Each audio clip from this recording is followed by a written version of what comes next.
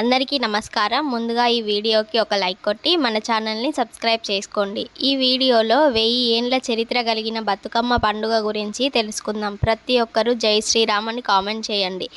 బతుకమ్మ పండుగకు కారణమైన కథ ఒకటి ప్రాచుర్యంలో ఉంది. ఓ రాజు, ఆ రాజుకు చిన్న కోడలు. వారి ఊరికి జీవనాధారం చెరువు. ఎంతో విశాలమైన ఆ చెరువు వానలు బాగా పడటంతో మత్తడి దుంకుతుంది. ఎడతెరపి లేని వానల వల్ల చెరువు నిండి కట్టకు గండి పడుతుంది. గండిని పూడ్చేందుకు ఊరంతా ప్రయత్నించినా ఫలితం లేకపోయింది.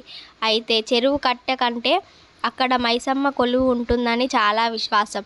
ఆమె చెరువుగా రక్షణగా ఉంటుందని భావిస్తారు. అందుకే కట్ట నివాలంటే మైసమ్మను శాంతిపరచాలని రాజు ప్రజలు భావిస్తారు. కట్టను నిలిపేందుకు తన బర్రెల మందను ఇస్తానని రాజు మైసమ్మను వేడుకుంటాడు.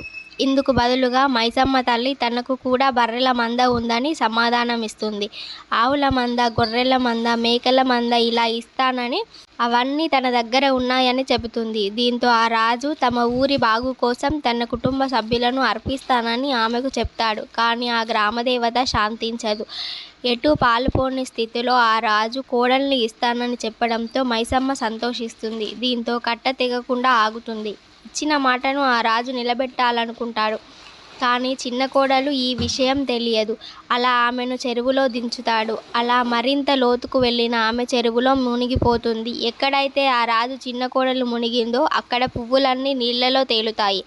ఊరి కోసం ప్రాణాలు అర్పించిన ఆ ఆడబిడ్డ త్యాగాన్ని గుర్తు చేసుకుంటూ బతుకమ్మ రూపంలో ఆమె కలకాలం తమతోనే ఉంటుందని, పూలతో ఆమెను పూజించుకుంటామని ఊరి వాళ్ళంతా చెప్పినట్లు కథ సాగుతుంది.